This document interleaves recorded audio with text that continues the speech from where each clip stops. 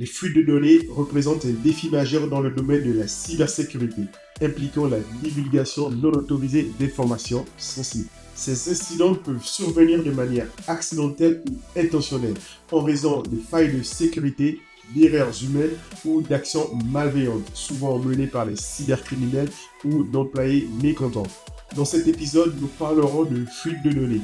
Si vous n'êtes pas encore abonné à cette chaîne, n'hésitez pas à le faire. Cliquez sur s'abonner et la cloche afin de recevoir des notifications. Likez, partagez massivement.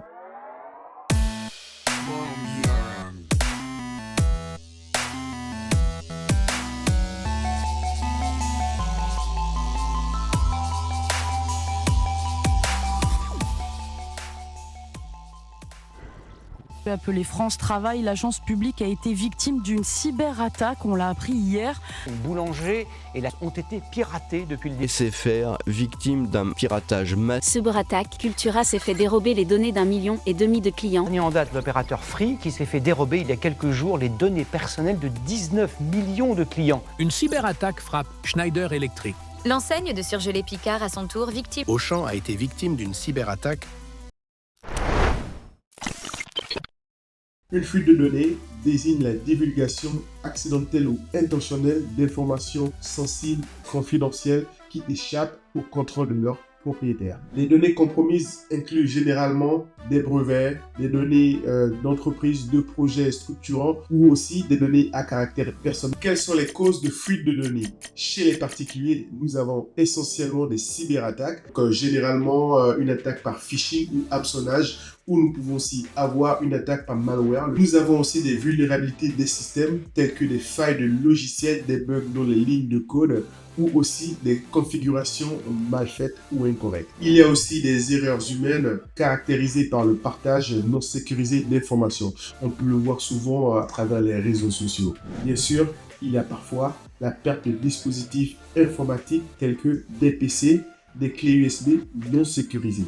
D'un point de vue professionnel, c'est-à-dire en entreprise, on peut avoir une fuite de données à cause de fournisseurs ou de partenaires tiers qui ne sont pas sécurisés. On parle ainsi de chaînes d'approvisionnement. Il y a aussi des défauts au niveau des infrastructures de systèmes d'information tels que des failles au niveau des réseaux, des failles au niveau des serveurs, des failles au niveau de l'architecture qui présentent des potentielles vulnérabilités. Nous pouvons aussi rencontrer une absence de formation ou de sensibilisation, le personnel qui n'est pas adéquat ou qualifié, du personnel qui n'est pas sensibilisé aux bonnes pratiques en matière de sécurité informatique. Quels sont les risques liés aux fuites de données? Nous avons principalement l'usurpation d'identité.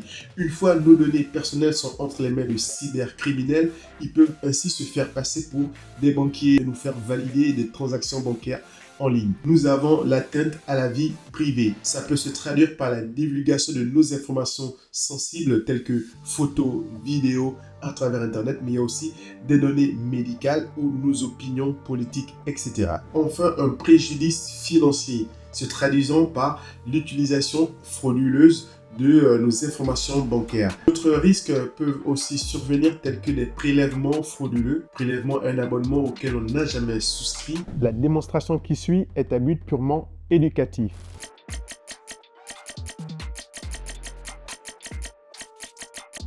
Ici, on constate que le PC est sécurisé. Je vais utiliser l'application Scarecrow permettant de bypasser justement la sécurité de Windows. Et donc là, j'utilise Meterpreter.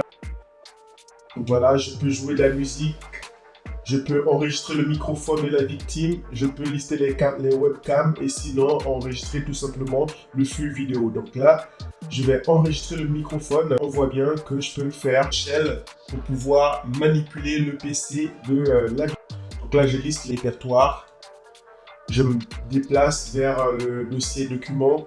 Ensuite, on a bien un fichier nommé Pay. Donc là, ce que l'attaquant va pouvoir faire, il va télécharger ce fichier sur son PC à l'aide de la commande download. Et voilà, le téléchargement est complet. L'attaquant peut naviguer à travers son propre PC et il constate qu'il y a le document. Je vais récupérer un brevet qui se retrouve dans le PC de la victime. Le brevet, il est sous forme de photo JPEG. Donc voilà, là, je vais télécharger.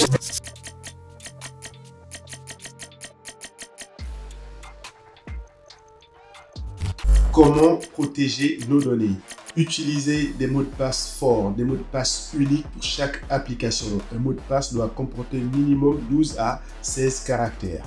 Activez l'authentification à 2 facteurs. En plus du mot de passe, je devrais avoir une application ou la capacité de recevoir des SMS ou un code à usage unique pour chaque connexion. Évitez d'utiliser des réseaux Wi-Fi public pour accéder à des comptes ou des informations sensibles. Sinon, utilisez un VPN qui devrait chiffrer vos données en transit. Mettez régulièrement à jour les logiciels et les systèmes d'exploitation pour ainsi bénéficier des derniers correctifs de sécurité. Soyez vigilant face aux tentatives de phishing. Évitez de cliquer ou de télécharger des pièces jointes venant de correspondants inconnus. Utilisez des gestionnaires de mots de passe pour stocker et sécuriser les mots de passe. Réduisez vos empreintes numériques en ligne, tout simplement par divulguer de moins en moins nos informations confidentielles et sensibles. Chiffrez les données sensibles. Par exemple, aujourd'hui, une clé USB peut être chiffrée avec BitLocker. Installez et maintenez à jour les logiciels de sécurité tels que les antivirus. Soyez attentifs aux alertes de sécurité en surveillant les comptes, tout simplement. Utilisez des outils de prévention de fuite de données. Aujourd'hui, Google offre la possibilité de gérer toutes les données qui ont fuité sur le Darknet. Il y a aussi la possibilité d'utiliser le site internet Avaya Beanpal pour savoir si nos données ont fuité. Ainsi, il nous communique la liste des différents sites internet sur lesquels nos données ont fuité. Quelques conseils sur la fuite des données pouvant impacter nos finances. Surveillez régulièrement les comptes bancaires pour prévenir ainsi donc le prélèvement frauduleux. Contactez immédiatement votre établissement bancaire pour signaler tout abus et exiger un remboursement. Mettre en place une liste blanche de créanciers autorisés afin de limiter les prélèvements abusifs ou non autorisés. Demandez à la banque d'exiger une validation par application pour tout nouveau prélèvement. Dans cette vidéo, nous avons vu ce que c'était qu'une fuite de données. Nous avons parcouru les causes, les conséquences et potentiellement des risques que l'on pouvait avoir si nos données n'étaient pas correctement protégées. Nous avons effectué une démonstration d'exfiltration de données sur le PC d'une victime. Enfin, nous avons vu quelques règles d'hygiène numérique pour s'assurer que nos données soient sécurisées.